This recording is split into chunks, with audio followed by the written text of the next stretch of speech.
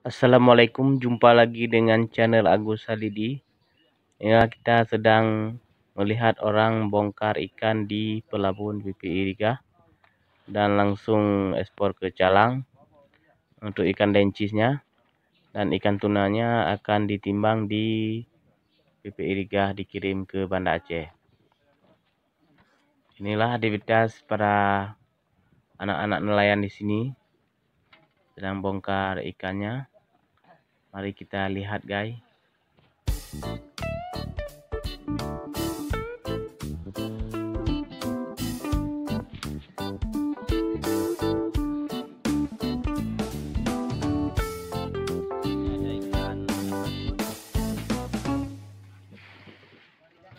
Nah, ini ada ikan apa nih? Ikan lebim hitam, lebim daun. Ada juga telang medang di sini. Agak banyak nih. Alhamdulillah banyak hasil tangkapnya. Ini untuk di depan udah naik satu mobil. Ini ada ayah baka satu sedang memilih ikan. Ini ada lagi di belakang, lumayan banyak dencisnya, penuh guys. Dan jangan lupa subscribe guys, tekan loncengnya biar channel Agus berkembang. Nah, kita tengok ke dalam guys, ini di dalam guys.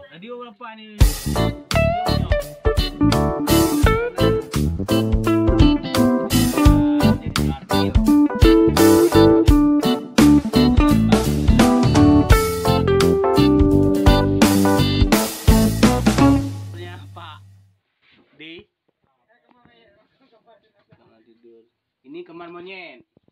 Ini kita posisinya dari dalam kan.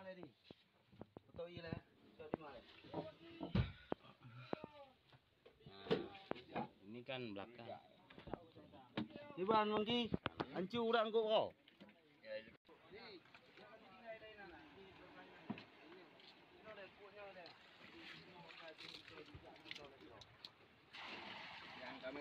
Ini Pak Ki, pawangnya bot beranjak pawang Kuala Riga.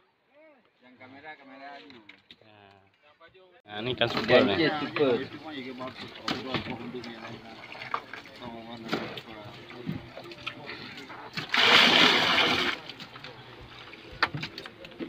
Ngampun kau sak bisa.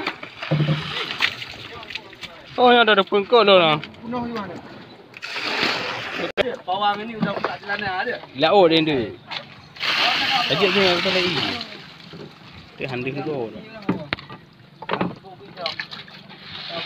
Ini nampak. Ini dari ini kon lagak ada video ji. Anji video YouTube.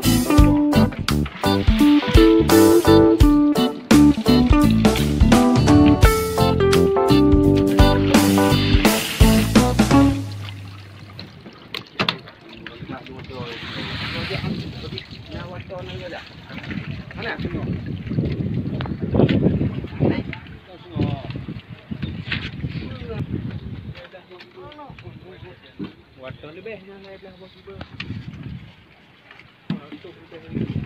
Yo. Kau urus kau pada apa?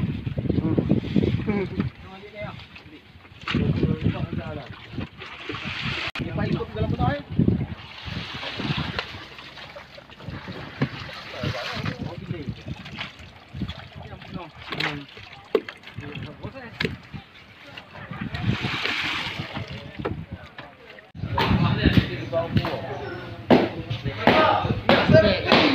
Kalau nak makin,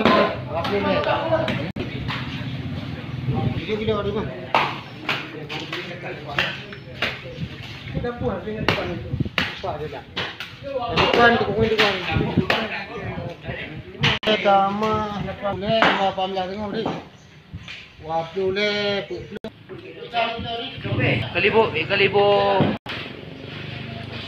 Ada dah. Ayo. Apa?